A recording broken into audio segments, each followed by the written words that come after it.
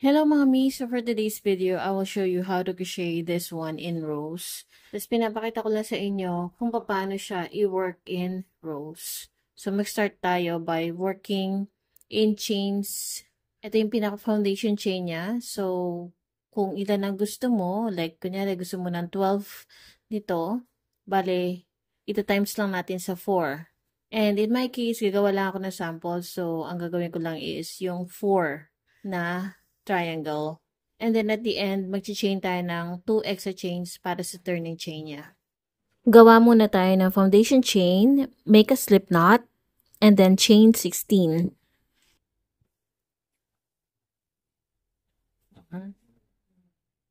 Five, 6, 7, 8, 9, 10, 11, 12, 13, 14, 15, 16. 16 chains, and then we'll be adding an extra 2 chains. Bale, 18 chains na siya. So, once meron na tayong 18 na chains on the second chain from hook, mag-work tayo ng 1 single crochet. And then, mag-chain tayo ng 6. Dito tayo mag-work ng triangle. 1, 2, 3, 4, 5, 6. Mag-start tayo sa third chain from hook. So, kung nalilito kayo, pwede nyong bilangin yung first 4 chains from the top of the single crochet. So, 1, 2, 3, 4. So, dito yun. Dito tayo mag-work. Third chain from the hook. Work 1 single crochet. And then, the rest na will be 1 double crochet into each of the remaining 3 chains. 1 double crochet. 1 double crochet into the next. And 1 more double crochet into the last chain. And then, mag-skip tayo ng 3. So, hindi kasama to kasi meron tong single crochet. 1, 2, 3. And then, dun sa fourth chain, saka tayo mag-work ng single crochet. So, bali, ulitin lang natin. 1, 2, 3, 4, 5, 6. And then, dito sa third chain, mag-work tayo ng 1 single crochet, 1 double crochet, dun sa susunod na 3 chains. Tig-iisa lang na 1 double crochet.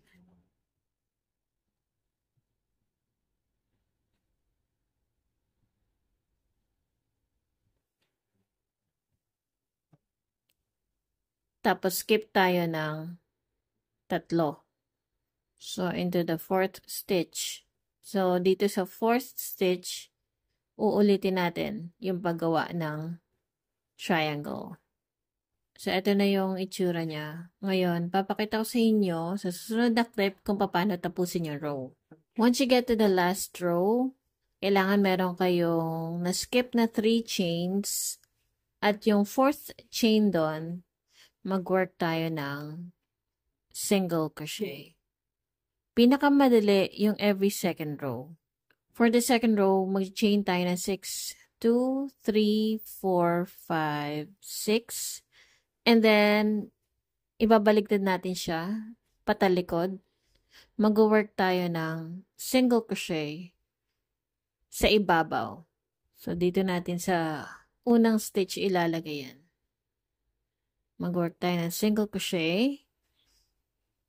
And then, nakita nyo, patalikod na, diba? Chain 3 tayo. Tapos, i-connect natin yung susunod na triangle.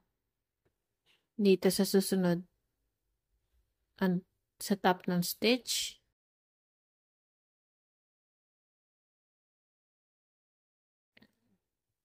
Chain 3. And then, susunod dito.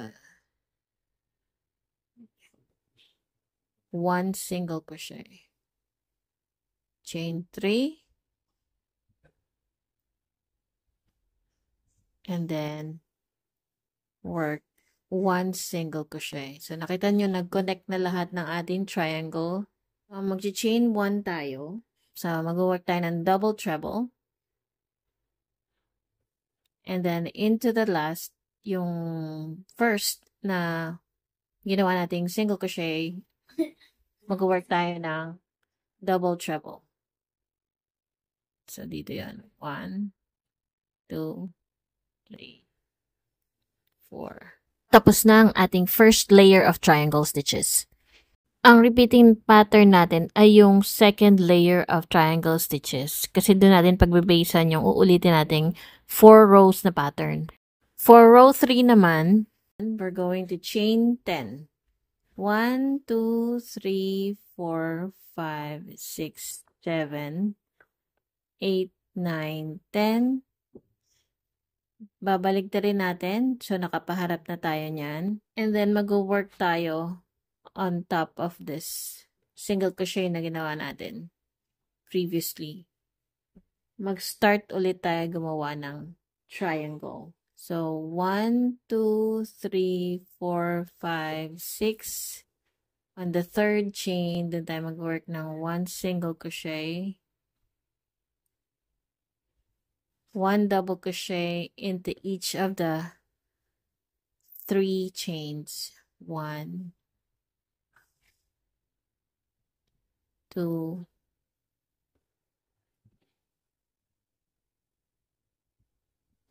3.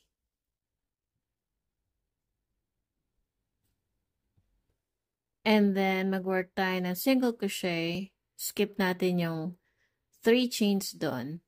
At uulitin natin yan. Hanggang sa makarating tayo sa dulo. So, makikita nyo, staggered siya, diba? So, after natin makarating dito, bali, ipapantay natin yung stitch niya. So, mag-work tayo ng 5 chains. 1, 2, 3, 4, 5. And then, double treble. So, 3 times irarap sa hook yung yarn. And then, mag-skip tayo ng stitch. So, ito yung skip natin na isa. And then, dito sa susunod, dito tayo mag-work ng double treble.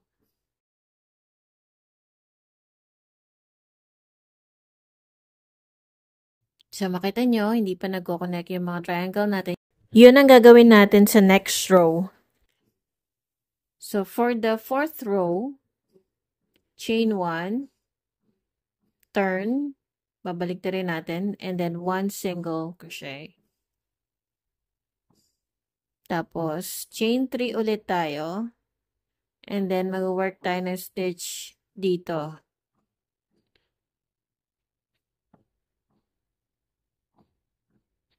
Sa ibabaw ng triangle. Chain 3, and then dito ulit. Sa ibabaw ng single crochet. 1, 2, 3. And then, usually, ang paglalagay ko is dito.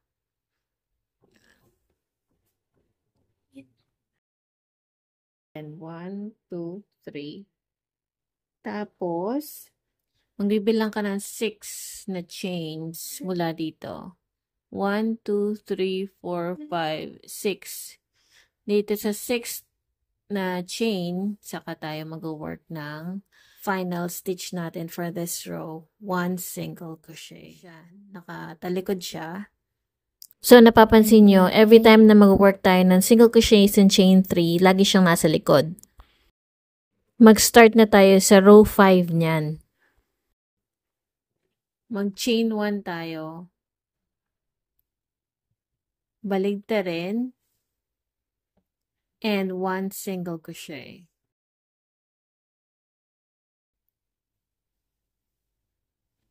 So, ang mangyayari, uulitin natin yung pag-work ng triangle.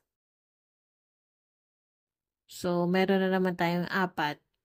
Bali, binabalanse ng mga stitches natin dito sa gilid.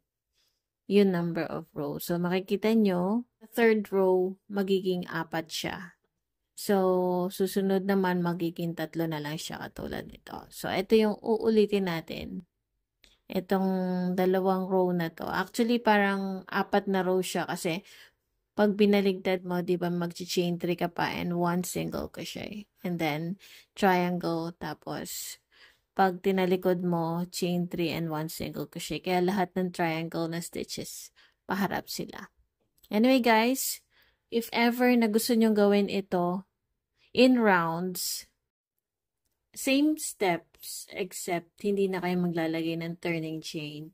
Mag-focus na lang kayo sa pag-work ng starting round na dapat in multiples of 4.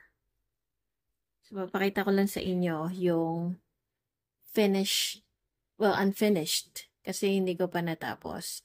Kung mag-work kayo in round, you can start with any number of stitches divisible by 4. So, ito, 12 yan. Siyempre, pag 12 kayo nag-start, add kayo ng 12. Hanggang sa makarating kayo dun sa round na, or dun sa size na gusto nyo. So, 12, tapos dodoblehin nyo, and then plus 12 ulit, tas plus 12. Tapos, dito naman, after nyong mabuo, dapat in multiples of 4. So, ayan, dyan kayo makakabuo ng ganitong design. Diba? Cute niya. So, ganito siya kapag work in rounds. Diba ang cute? After niya, pwede ka mag-work ng single crochets around. Sa pag-work naman in rounds, mga may chain 1, tapos work ka ng single crochet, and then mag-work ka ng 3 single crochets, or maybe 2, para medyo makipot yung opening ng ating bottle holder or glass cover kung gusto nyo. Ayan. So, 2 single crochets lang ang ilalagay ko. Tapos, 1 single crochet dito sa ibabaw na single crochet. Ulitin ko lang yan hanggang sa makabalik tayo. So, nakabalik na tayo at mag-work ako ng slip stitch dito. Pwede naman kayong mag-work in continuous round kung ayaw nyo ng mag-slip stitch. Pero, ganito ang gagawin ko para matandaan ko yung second round. So, ulitin ko lang to hanggang sa makabalik ulit tayo. So, once I get to the first stitch, mag-work lang ako ng slip stitch, then chain 1. I-weave in ko lang yung ends niya.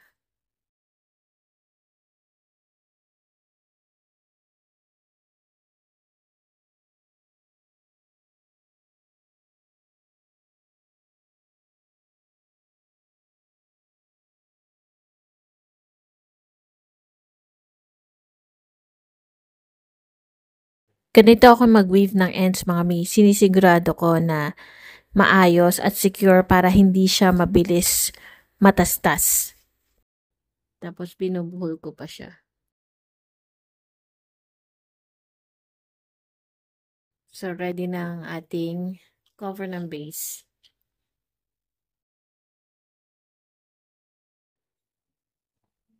So, ito na yung cover ng ating vase. At ito nga itsura niya after ma-stretch.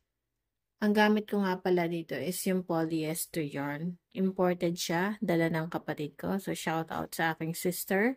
Sana magpadala ka pa ng marami. Yan. So, diba, ang ganda. Iniisip ko kung gagawin nyo rin itong stitch na to sa raffia yarn or paper yarn. Diba maganda siya? Pwede siya as market bag, or kahit anong project ang gusto nyo as bags. Or table runners, pwede rin kung mag-work naman kayo in rows. Anyway guys, thank you so much for watching at sana may natutunan po kayo sa tutorial ko na ito. At sana po mag-follow kayo sa lahat ng social media ko. Maraming salamat!